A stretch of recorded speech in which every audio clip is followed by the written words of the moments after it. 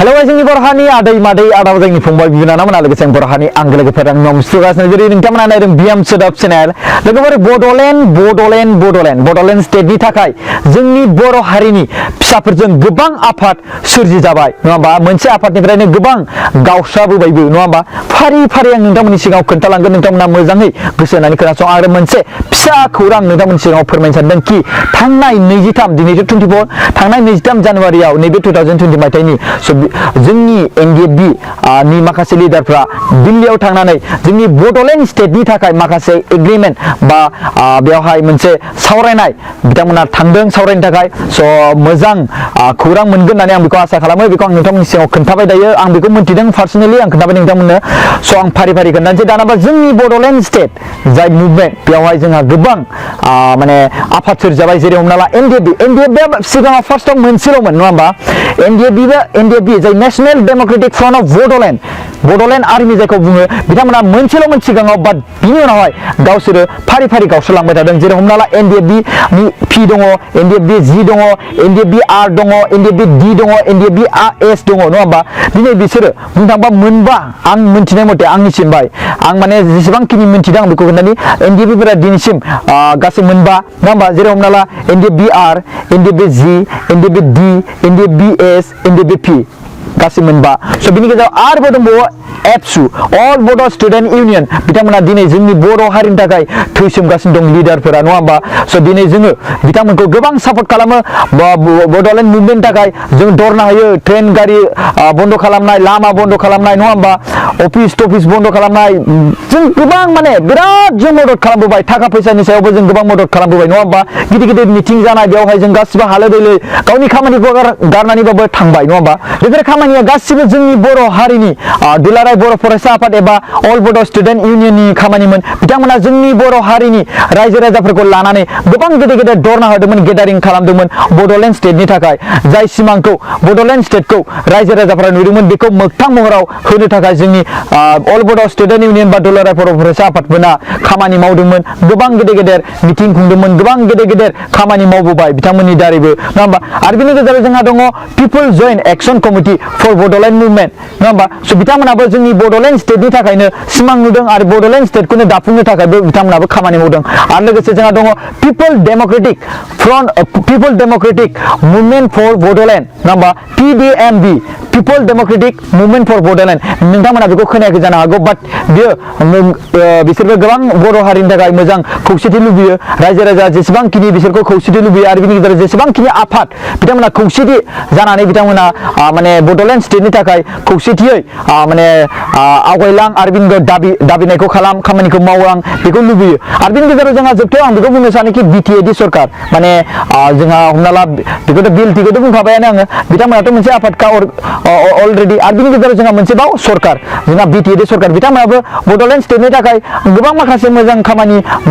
माने सानदोंमोन आरो बिनि गेजेराव माखासे बाथ्राखौ ओरैबायदि बुङो खामानि मावो ओरैबायदि स' माने कनफिउज अब्लाबो बिथांमोनखौबो लिस्टआव दोनजायो बिटिएडि जाय सरकार जेनेबा हमना ला जोंहा बिपिएफ पार्टि बिथांमोनाबो जोंनि बर' हारिनि थाखायनो बा बड'लेण्ड स्टेटनि थाखायनो बिथांमोनाबो माखासे खामानि बुंदों आरो बिनि गेजेराव दंबावो जोंहा पलिटिकेल पार्टियाव मोनसे बुंबा बे सरकार जाबाय बिपिएफ पार्टि आरो बिनि गेजेराव जोंहा इउपिपिएल नङा होमबा जाय उरखाव गोरा ब्रह्म बिथाङाथ' दिनैसिम माने जोंनि बिटिसिखौ दैदेननो मोनाखै इउपिपिएल सरकारा बाट बिथांमोना बर' हारिनि थाखायनो माने सानदों आरो बर' हारिनि थाखाय जुदि देरहानायमोनब्ला बिथांमोना बर' हारिनि थाखायनो खामानि मावगौमोन स' जोंहा गोबां दङ नङा होमबा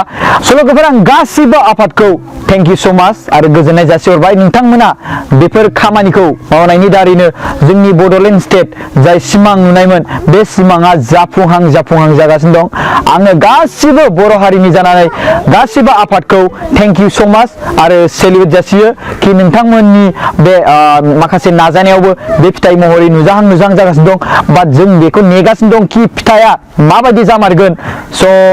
नेगासिनो दं रायजो राजाफ्रा खोनासंनो लुबैगासिनो दं जों बयबो फिथाइया बबेनिफ्राय बबेसिम थांगोन बबेसिम रिजाल्ट ओंखारगोन स' बेखौ जों बयबो रायजो राजाफ्रा नेगासिनो दङ स' बेफोर गासिबो आफाद बा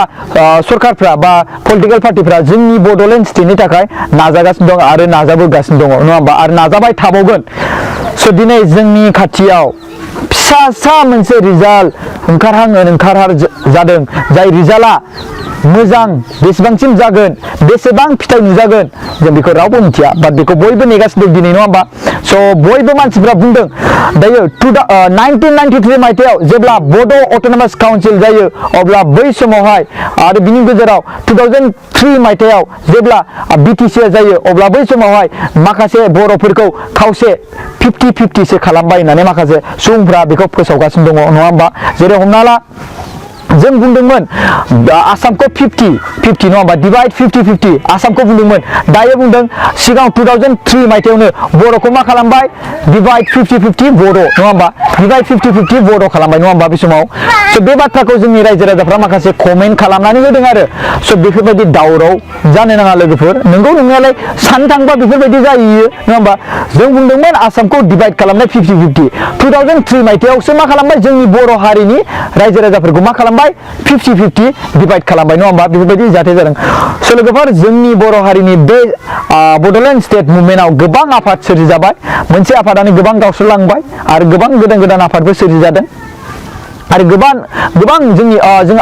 मोनसे सरि आं बावगारबावदोंसो जोंनि बर' थुनलाइ आफाद नङाबा BSS बिथांमोनाबोथ' जोंनि बड'लेण्ड स्टेटनि थाखायनो बर' हारिनिनो थाखायनो माखासे गोबां खामानि मावदों नङा होमबा बिसोरखौ बड' साहित्य सभा होनना बुङो BSS बर' थुनलाइ आफाद बिथांमोनाबोथ' बड'लेण्ड स्टेटनि थाखायनो नाजागासिनो दङ स' गासिबो आफादा माने बड'लेण्ड स्टेटनि थाखायनो नाजागासिनो दं मोनफ्रोमबो गासिबो आफादा माने बड'लेण्ड स्टेटनि थाखाय नाजायाखै बे नङा गासिबो नाजादों बाट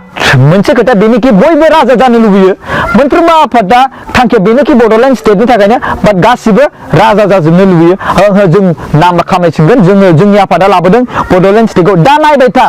जुदि बड'लेण्ड स्टेटआ जायो जुदि मोननै मोनथाम मोनब्रैसो डिस्ट्रिक्ट बारायबावो अब्ला बै समाव बुंनो हालायगौ हाग्रामा महिलारि सारानो बुंनो हागौ बा सोरबा आफादानो बुंनो हालायगौ कि जोंसो लाबोदों जोंनि थाखायसो जादों जोंजोंसो एग्रिमेन्ट जादों ओरै थोरै बुंनानै आरो बै समाव हुलुस थुलुस दावराव दावसि जालायबावगोन आरो स' आं बे बाथ्राखौ बुंनानै दिनै रायजो राजाफोरखौ एसे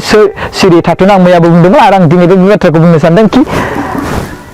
जा मोजां रिजाल्ट फैनायखौ नेगासिनो दङ आरो बिनि गेजेराव जों नेगोन आरो बिनि गेजेराव जुदि मोजां रिजाल्ट फैयाबाथ' जोङो फिनै जोंथ' माबा मोनसे बेखौहाय साननांगोन बे जोंनि बर' रायजो राजाफ्रा अलरेडि सिमां बा साननानै दोनखादों बे बाथ्राखौ कि जुदि जायाब्ला जोंहा माबा मोनसे आरो बेबस्था बिनि सायाव लाफिनगोन होननानै स' थेंक इउ स' माच गाइस बाय बाय